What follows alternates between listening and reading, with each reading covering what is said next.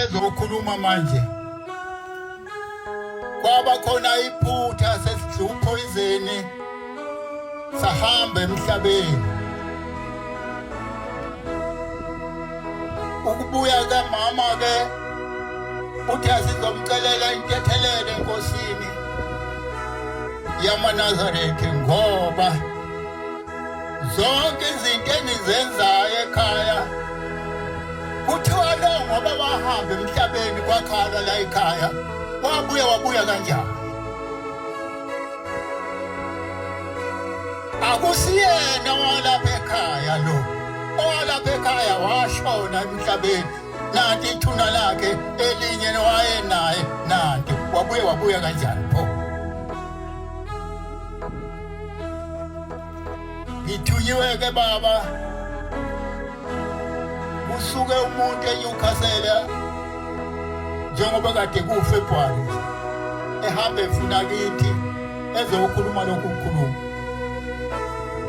Kuthiwa angise nembuzo embili ubaba ngizobacelela intethelelo ngoba ngesikhathi mina sengivukile ababuyanga babonga kubaba. Nakho-ke kubala ukuthi mina kangikho emhlabeni. Yingakho nengane engiyitholayo namakhosikazi engiwatholayo ehamba nje emhlabeni ngoba mina ngahamba emhlabeni.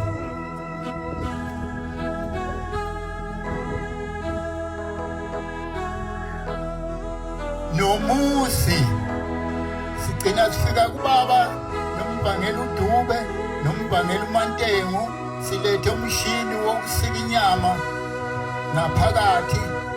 Uthi ubaba ngaphansi kwamfundisi khona ingane bengifuna ukumnikeza yona kodwa ngeke ngimnike yona ngoba kuba kulukhulu. Hambani niyofuna indawo. Ithi mase niyitholile le ndawo bese nakha itshena amabandla niwaphethe akhe umuzi lapho ngoba mayike le ngane yafika yashadela kulo muzi izohamba njengalabo bahambayo.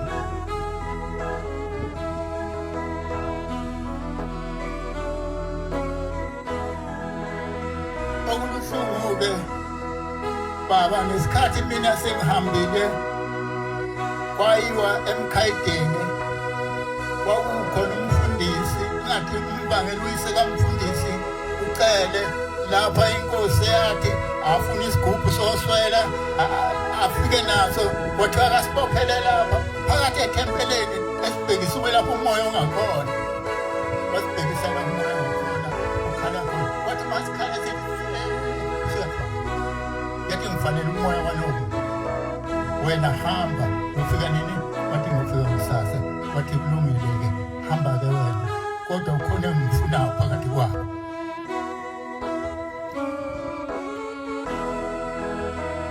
Ithi-ke inkosi yamaNazaretha lesi sigubhu ngesivula ngo-9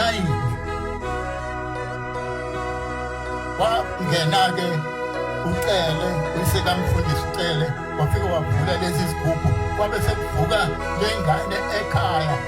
Yimi-ke lowo owavuka lesi sikhathi ayibo ilethe lezo mbuzi-ke bangcwele.